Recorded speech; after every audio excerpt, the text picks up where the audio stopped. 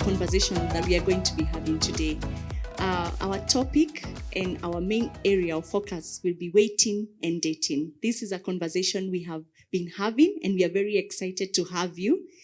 Today, we are going to go to a specific subject, myths of mate finding. That is what we are going to be discussing. I know it's an issue that many of us think about, discuss about, even find on social media. And so I'm very excited today to have a panel that is going to be discussing some of these things, the myths of mate finding. My name is Damaris Mushiri, and I'm very excited to be accompanied by a couple, Mr. and Mrs. Karaoke. And so I'm just going to take this opportunity to ask them to introduce themselves. Mr. Karaoke. Thank you. Hi, everybody. My name is Peter Karaoke. I'm a husband, father, and a pastor. I'm a believer in the Lord Jesus Christ as Lord of my life. And I'm happy to be here to discuss this subject today with you all. Hi, everyone. My name is Mary Karaoke. I'm delighted to be here. I am a wife to Peter Karaoke. I'm also a mother to a handsome boy, Conrad Jagi, and a beautiful girl, 3 months old, Brooke Wandia. And in life, I'm passionate about inspiring individuals and organizations to be more, to do more, and become more. Just be what God intended for them to be, and being at the right place and with the right people.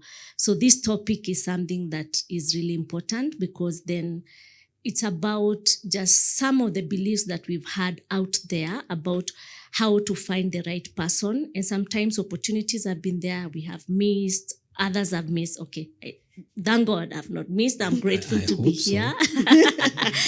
Yeah, but truly it's an important topic for us to really look at and share. And so I'm happy to be here. Thank you, Damaris, for inviting us. And thank you very much. I'm really happy to have you.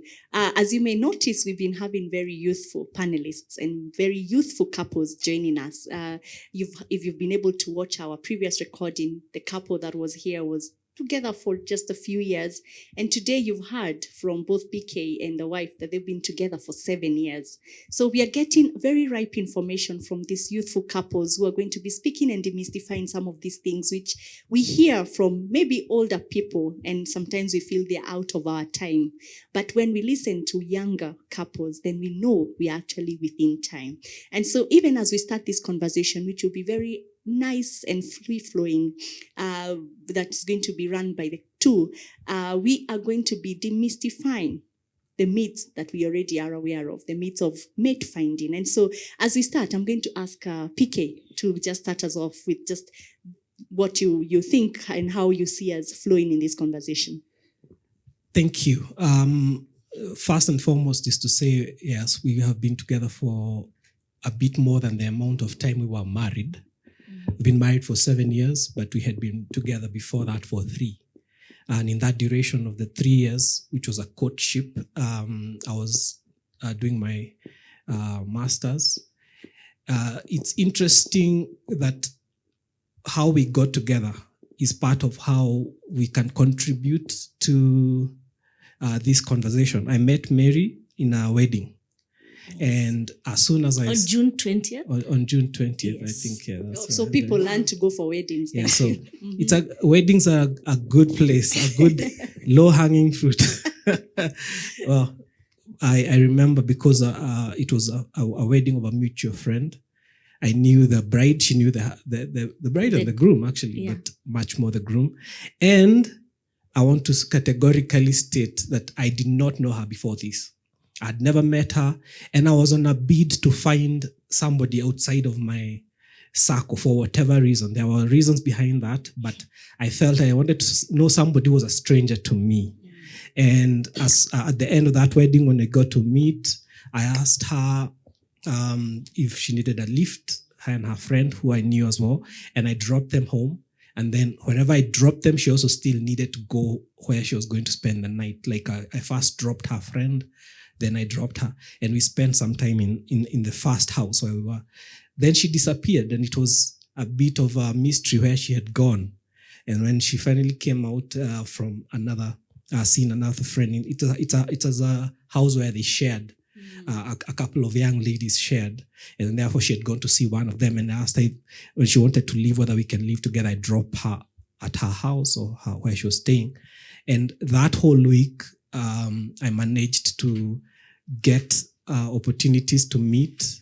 And at the end of that 1 week, I remember I was like completely sure that this is somebody I want to follow up with and work with in a process of courtship leading to marriage. And I told her that 1 week later.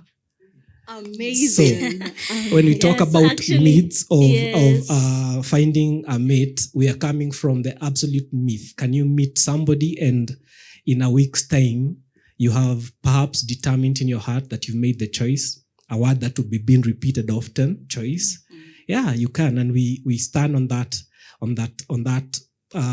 foundation that it's possible to latch onto someone, follow through with that decision, and carry on even for a long or a courtship of some time, and get married. And I would like to hear from Mary. Yeah, actually, where I would want to really highlight what I remember is that yes, we went for the wedding, and it was not a time for me. I was not intentional about looking for someone. It was one of the days that I was really low. I was not really feeling high, happy. So I was not really aware there's somebody even I can find. That was not in my mind at that point. So fast forward on Sunday, after he had dropped me home, he texted me and asked, could we do coffee? And I remember what was interesting is that I was at a point where I really didn't want to date. Like there were things in my life, issues I was dealing with that was, I think, more important to focus on than dating. And so I remember I had to ask my friend, what do you think? Then I just realized, what do I have to lose? I just go for coffee. It's something that I can be able to tell, do I really want to do this or not? If I don't, it's okay. I'll just let it pass, but there's nothing to lose. So that's how I accepted. I was like, yeah, cool, let's meet. And now we met actually on Monday after work, met on Tuesday after work, met on Wednesday after work. Thursday we were to meet. But my girlfriend had to see one of her friends who had lost, I think, a relative. So we went for that, the funeral arrangement meeting. So that was the only reason we didn't go to meet. And I remember I just asked my friend, hey, there's this guy I've been meeting for 3 days. And I'm just thinking, hey, whoa. And I was like, wow, girls, like girlfriend will be happy for you. Oh, like, go. So I was like, I don't think it was like, just keep on. I remember she told me, just keep on. There's nothing. Just see where it will lead. So, of course, we continue to meet on Friday and then we met on Saturday. So on Saturday, we met and it went on for long. I remember where the restaurant where we met, even they closed down and we had to go at the car park now because now we needed to continue or finish the conversation as it draws me home. And that is where it actually happened. So I'm in the car and then before we leave, he asks me very life-changing statement that, would you walk with me in this journey of courtship towards marriage? Oh my God. Whoa. How old were you? In age, okay. 27? I was 27, yes. Yeah. That was deep. Say that statement again.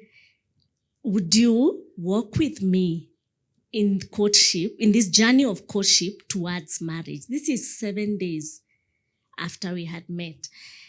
And I remember my response was, at first, of course, I'm very mushy. I love crying and I'm not apologetic about it.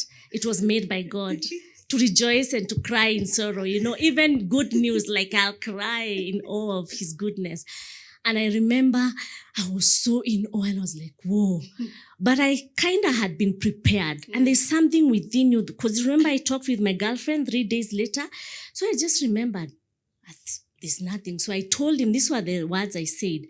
I have no reason not to walk with you in this journey. Because by then there was no reason at all. So why give myself a reason? So I think that's what came to mind.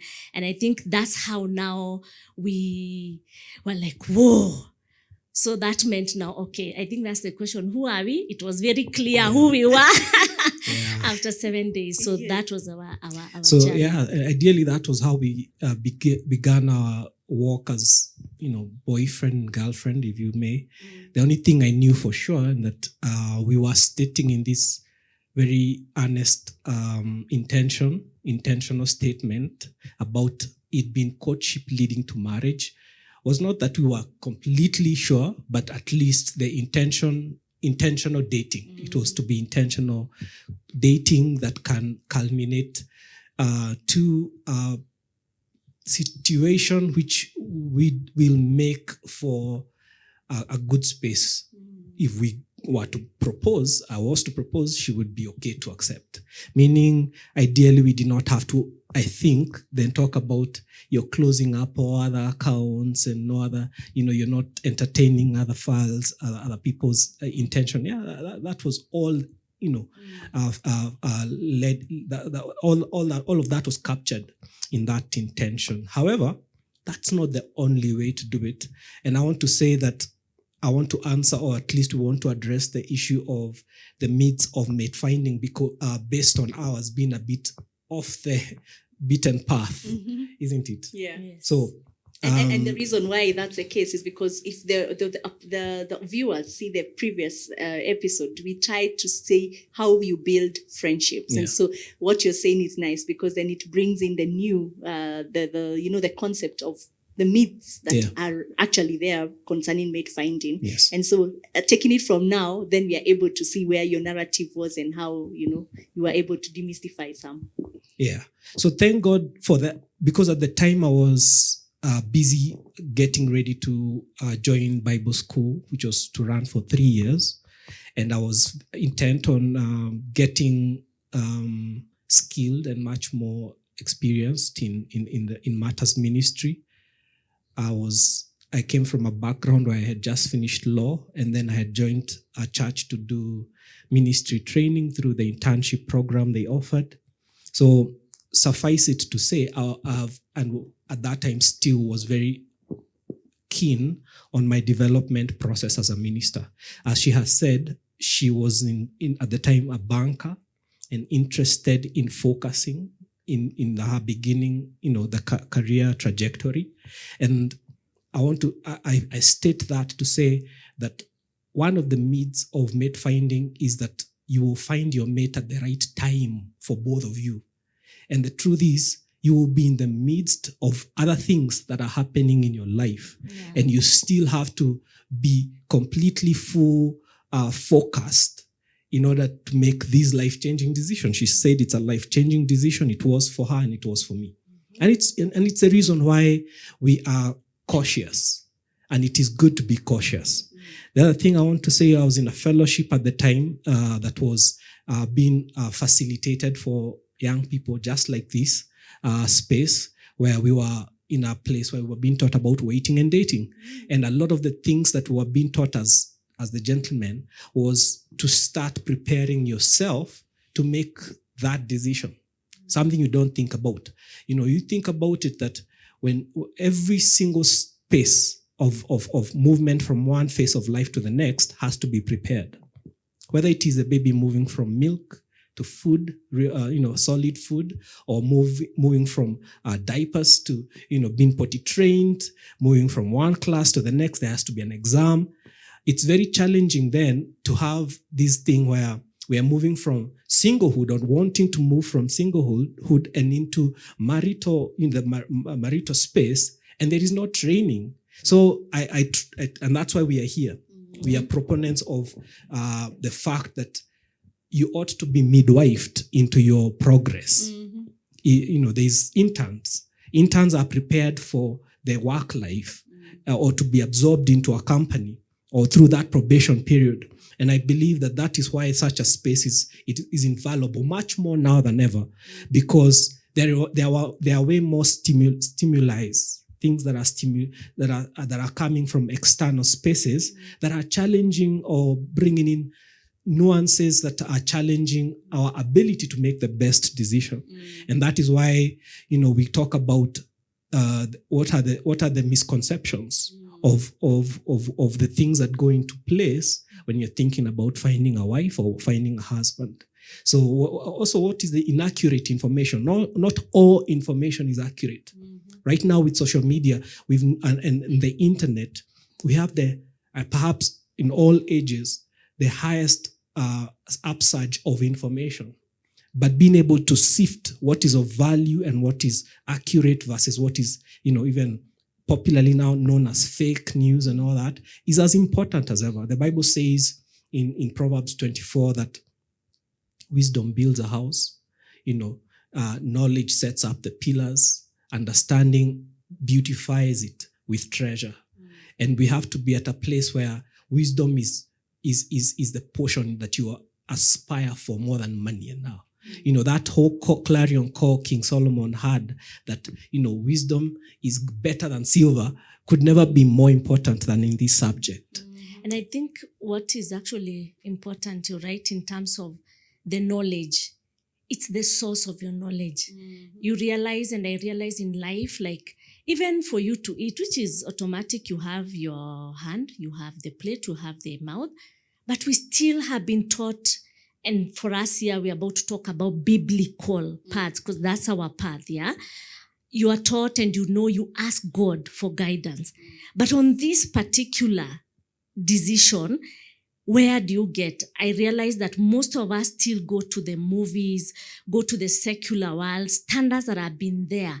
So it's not just knowledge and wisdom, it's where is the source. If your source has been this path of the Bible, do you keep to it? Or do you now, on this challenging for some or this life-changing decision, then is the time that you decide, I can actually do, these are the standards that have been there from the world. So I think it's very important to know your source. Who is your source of the knowledge that you're getting about dating? Yeah. So I would say, again, opportunity presented itself as opportunity for me at that time, as opportunity will and has presented itself maybe to this person who's at this point in their life seeking to get their mate, but maybe you've not been prepared. Like everything important in life, opportunity must be received after preparation.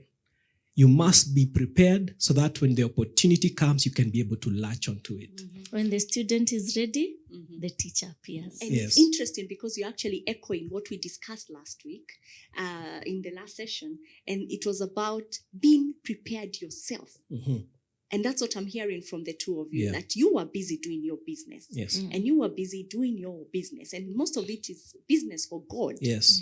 And at that point, then you're becoming fertile. Yeah. And then the moment comes and you're continuing. Yeah, that's And right. I think this is important because there is this myth which has been there, is that how it will happen is that you will meet your person and there'll be this chemistry or lightning or thunder that will happen on that day. And that will be the cue. By the time that lightning and thunder is happening, because for some years it might come that way, there has been a preparation. So this is just the culmination, but the cake has already been made. Yeah. So that is very important to know, that it just doesn't happen like that. Yeah. So using again our story, one of the things that I had been at the time when we were being trained and taught in this space was be prepared. And I mean in every space. Be working on your craft, be working on yourself. That's why I was ready now to go and do my master's in divinity. I was already, starting up some projects with my family. We were looking at, I was looking at moving to a new space in preparation for school. So when I met her, I was in the middle of all of these things. But one of the most important things that I was also preparing myself was the preparation to be ready to be able to meet someone. So that when I met her, I definitely was cautious and very, there was a sense of anxiety there, but it wasn't as much as if I wasn't prepared. And that's why I was happy to say, I can ride that wave that I met her, and in a week's time, I was able to surmise that she can be somebody that can join me in my line of purpose. Because the other thing that we did in that 1 week was really interrogate each other. It was not so much a lot of the lovey-dovey, looking into each other's eyes and all that. That goes to the first myth that I think we can talk about, is that there's only one person for you. Because before then, I'd met many people. She had met many people. You've been a teenager for how long? By the time you're 27 and moved on into your 20s, you've of course met friends of the opposite sex. You've identified people who have similar personality, similar traits, people who share similar interests. You have many friends. You are friend-zoned many, and you've been friend-zoned by some. But the point when you feel, okay, now I need to take my life to the next rung, the truth is, you can go for anybody as long as they are meeting you at the same energy. And the problem is that most of us carry around this thing in us, that there's only one person. And you put such pressure on yourself that you don't even agree to explore any person in case they settle into your space. And now you have to be like, I'm locked down for life. For me and Mary, we were like, we are locking ourselves into this exploration space. We are working together in a process of courtship that leads to marriage. Do we know each other well? No. Did we know each other before the 1 week, that previous, before the wedding? No. But the point of it is, if we are going to explore with a goal to elevate, we have to be focused. We have to give 100% of our attention and choose. And that's why I say choice is a big part of it. You have very many friends. All of these can be opportunities you can explore if you're ready and if they're ready. But you have to choose to lock in onto one. And that's why, for me, I believe the one myth that is a big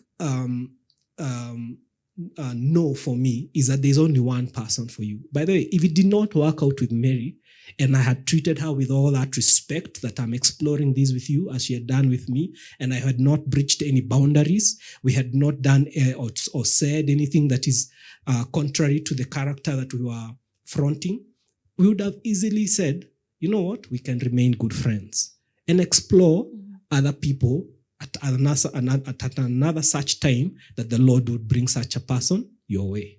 Wow. I think it's if I go back, which I can't claim that I was very aware what I was saying, because sometimes you want to have that certainty, 100%, that the Lord spoke to you and he told you this is the one before you even walk. But it's very clear in the Bible when there were big moves, like even Joshua crossing to Canaan, that river, he says, is it Joshua? Yeah. Take the first step, and then the water parted. But there was the first step. So I remember, if you recall the statement I gave when he asked me, I know someone is wondering, what? You took a risk. I don't think it was really a risk, because there was also a lot of praying behind the scenes. Let me actually put that. It's very important. There was a lot of praying, God, please guide me, But even then, there was no confirmation that, yes, he's going to marry you. And because then it lifts the pressure to really go. Because sometimes when you start dating, when you know it's going to lead to marriage, it locks you and prevents the ability for you to really explore and be flexible and open to learn much more. It's easier for you to see the other much more because you're not looking at them as this husband, you're in the house already. And I think that was helpful. And you remember how now the statement I'm referring to is the one that I told him, I have no reason not to. Because it's true, I hadn't found. But that meant it's an open. Meaning along the way, if a reason came, then I can be free to be able to just freely move and engage. So it's very important to just be open and don't go. Because allow me to say this, I don't know if it happens to the men, but us as ladies, there are times when you're in this guy or the date, you're just looking at them as, "Oi, my husband, oi," which you don't even know what that looks like. And now you judge yourself. You start feeling you're not enough. You start looking at him and expecting so much. As a young man who doesn't even know what husband looks like. And that puts you off. Because the myth is the person you meet, if you're dating, ni lazima akuwe ni yeye, hakuna mwingine. So that is very important. Yeah. Proverbs 69 says, in his heart a man plans, but it is the Lord who determines his steps. So the plan that I had was, I want to be a husband, I want to find a wife. And the plan that she had is, at one point I want to also be a wife and find a husband. And that's to me the first step, as she's saying about stepping into the River Jordan, so to speak. Put yourself out there and be able to be open to any opportunity. As I've said, maybe previously, allow yourself to be prepared around the subject. And then when the opportunity comes, be ready to latch onto it. Now, one of the challenges that the idea of a myth is that it's a thing that is, a central idea that locks in on a truth that is absent of the content. It is not verifiable. There is no validity.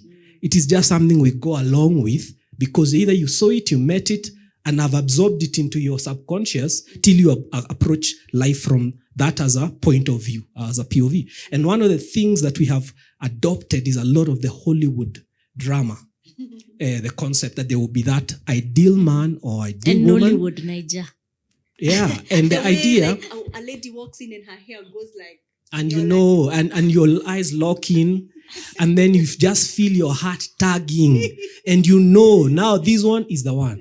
I won't tell you there was none of that. Okay. Between me and her, for people who had never met before and who made a commitment to work with each other in such a serious way after a week, the only thing that was there was the preparation that I have put in place beforehand, that even in this space of marriage, I want to be able to be, Lord, if you bring somebody, I'm ready to step into the playing field. But not that I'm playing 1,000 women. By the way, that's not the idea that should go into your head about getting ready for marriage, which is what also a preconceived notion among men. Maybe women may think there's one person for me. Men approach it from another angle, and it looks like you have 20 women who you're all pursuing, and the reason you cannot narrow in on one is because you think there is one of these 20. You're copy-pasting the messages, from one person to the other. Exactly. Same message. And you're trying to favor which one is coming closer to raising the bandwidth of my goosebumps. Who is the one that is perhaps making my heart flutter? And let me tell you, it takes a lot to make a heart flutter. People think even the wedding they will make it. It's so stressful. Finding a woman, pursuing her is such work. It's more work than sometimes kazi ya mjengo.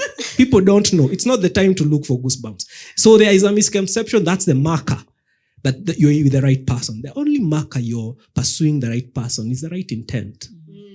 That's it. Yeah. You can even change somebody who was perhaps coming to play just because you're serious. Have you ever been in a situation where somebody came and thinking, hey, it's jokes. Then they met you as serious.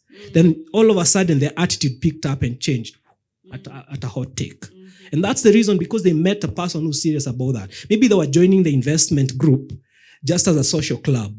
Then they met you're serious about saving every month and building up a portfolio. Then they are like, oh, I thought this was a joke. Okay. So in the same way, you can meet either a man or a woman, a young lady, a young man, and maybe they were not even ready for you.